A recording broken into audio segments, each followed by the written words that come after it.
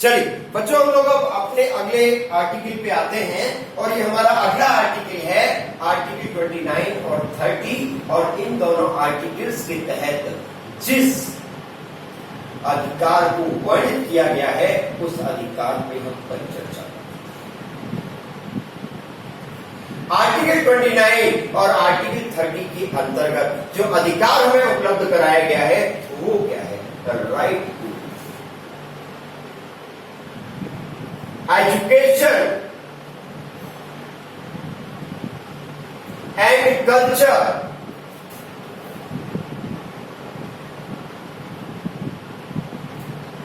ध्यान देना है, ये परीक्षा में कई बार पूछा जाता है और पूछे जाने की फिर से संभावना है। ध्यान रखना है, ये काफी महत्वपूर्ण है। और साथ ही ये भी ध्यान रखना है कि आर्टिकल 29 और 30 केवल किसके लिए है? केवल अल्पसंख्यकों, जिन्हें हम इंग्लिश में माइनॉरिटीज कहते हैं,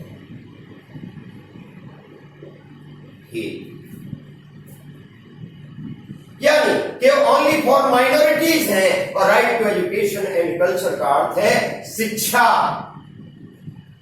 एवं संस्कृति संबंधी अधिकार।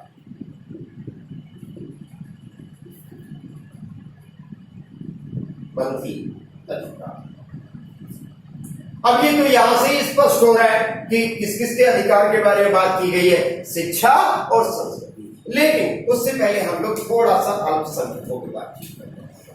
आखिर ये अल्पसंख्यक या जो माइनॉरिटीज होते हैं वो किन्हें कहा जाता है? अल्पसंख्यक या माइनॉरिटीज के लिए केवल दो आधार या दो मानक स्थापित किए गए हैं। इसके केवल दो मानक या दो आधार है। Two standards only are provided for minorities. वो कौन कौन से मानक हैं? एक तो धार्मिक मानक है, यानी अगर कोई ऐसा धर्म है जिसको मानने वालों की संख्या कम है तो उस धर्म को अल्पसंख्यकों में शामिल कर दिया जाएगा। और दूसरा, यदि किसी भाषा विशेष को बोलने वालों की संख्या कम है तो ऐसी स्थिति में उनको भी अल्पसंख्यकों में शामिल कर लिया जाएगा। अगर वर्तमान समय में बात करें कि अल्पसंख्यकों के अंतर्गत कौन आते हैं, तो अल्पसंख्यकों के अंतर्गत आते हैं जैन, अल्पसंख्यकों के अंतर्गत आते हैं सिख, अल्पसंख्यकों के अंतर्गत आते हैं बौद्ध।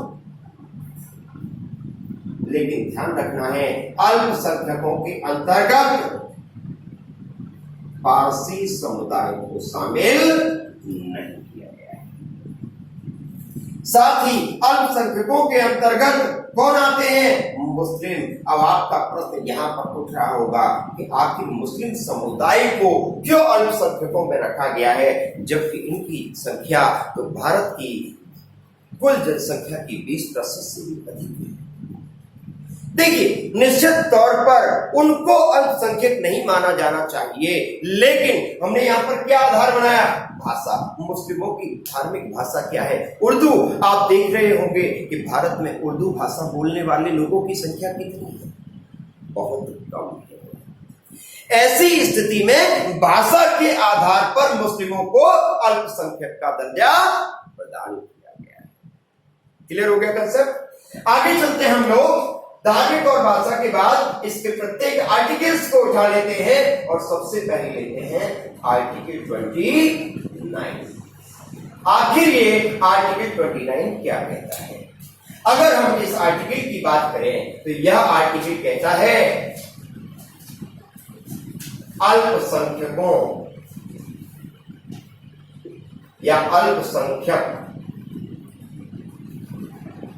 वर्गों के हितों का संरक्षण। Means welfare of minorities. यानी अगर कोई व्यक्ति जो कि अल्पसंख्यक वर्ग का है तो उसके हित का, उसकी भलाई का हमें सरकार को कोई ना कोई या राज्य को कोई ना कोई कार्य करना पड़ेगा। हमेशा उनकी भलाई के कार्य करना सरकार का उत्तरदायित्व है। कारण क्या है? उनके धर्म विशेष की उन्नति करने के लिए, उनके भाषा विशेष की उन्नति करने के लिए। तो कोई भी राज्य राज्य का मतलब है, मैंने आपको बताया था, भारत की सरकार और संसद, प्रत्येक राज्य का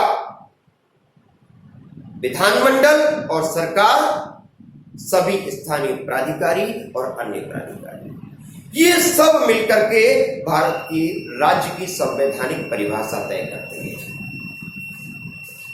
तो ये जो परिभाषा यहां पर दी गई है, वो परिभाषा ही अल्पसंख्यक वर्गों के हितों का संरक्षण करने का दायित्व सरकार को प्रदान करती है।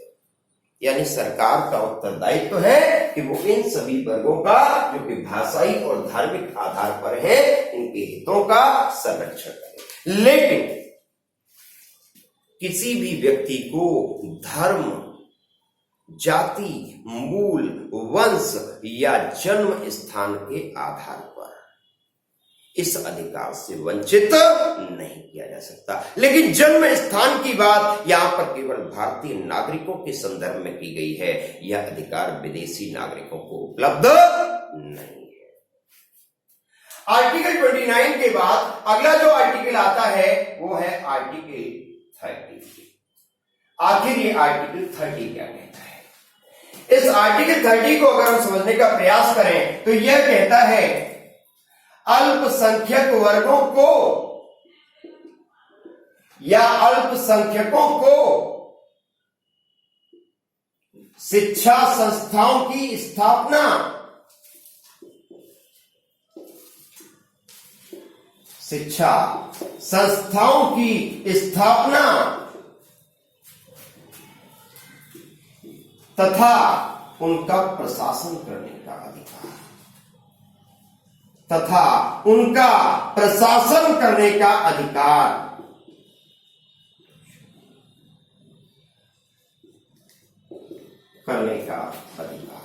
यानी प्रत्येक माइनॉरिटी कम्युनिटी के व्यक्ति को यह राइट है कि वह अपने धर्म और भाषा के विकास हेतु राज्य के अंदर, राज्य माने पूरे भारत के अंदर, जिस स्टेट का या जिस टेरिटरी का वह निवासी है, उस परिक्षेत्र में किसी भी एजुकेशनल कम्युनिटी की स्थापना कर सकता है। और स्थापना करने के लिए सरकार भी यानी राज्य भी उसे सहयोग करेगा, यानी राज्य भी उसको इस एजुकेशनल कम्युनिटी या एजुकेशनल सोसाइटी को स्थापित करने के लिए अनुदान प्रदान करेगी। साथ ही यदि उसके द्वारा ऐसे शिक्षा संस्था की स्थापना कर ली गई है, एजुकेशनल सोसाइटी की स्थापना कर ली गई है, तो उसका जो प्रशासन है उसको करने का भी अधिकार केवल किस व्यक्ति को होगा? वो भी केवल माइनॉरिटी कम्युनिटी के व्यक्ति को ही होगा। कोई अन्य व्यक्ति उस व्यक्ति के अतिरिक्त यहां पर इस शिक्षा संस्था का, जो कि अल्पसंख्यकों के लिए हेतु बनाई गई है, निर्देशन या प्रशासन नहीं कर सकता। अगली बात आती है कि ये जो माइनॉरिटीज की शिक्षा संस्थाओं की स्थापना हो गई, तो क्या इनके मानक इस अल्पसंख्यक समुदाय के द्वारा ही तय किए जाएंगे? नहीं, यहां पर प्रतिबंध है। इनके शिक्षा संस्थाओं के मानक वही होंगे जो कि राज्य सरकार द्वारा निर्देशित और तय किए जाएंगे। कोई भी अल्पसंख्यक समुदाय, चाहे वो वित्त पोषित हो और चाहे वो वित्त पोषित नहीं हो, अपने स्वयं के कुछ मानक तो बना सकती है, अपने स्वयं के प्रशासन करने के अधिकार तो बना सकती है, लेकिन शिक्षा के संबंध में या नियुक्ति के संबंध में उनके जो अधिकार होंगे वह राज्य के द्वारा ही निर्धारित और निर्देशित किए जाएंगे। राइट, इस प्रकार से हमारा आर्टिकल 29 और आर्टिकल 30 के रूप में हमारा 5वां right to education and culture समाप्त होता है। और उम्मीद करता हूं आपको ये समझ में आ गया होगा। हम लोग आगे चलते हैं अगले आर्टिकल।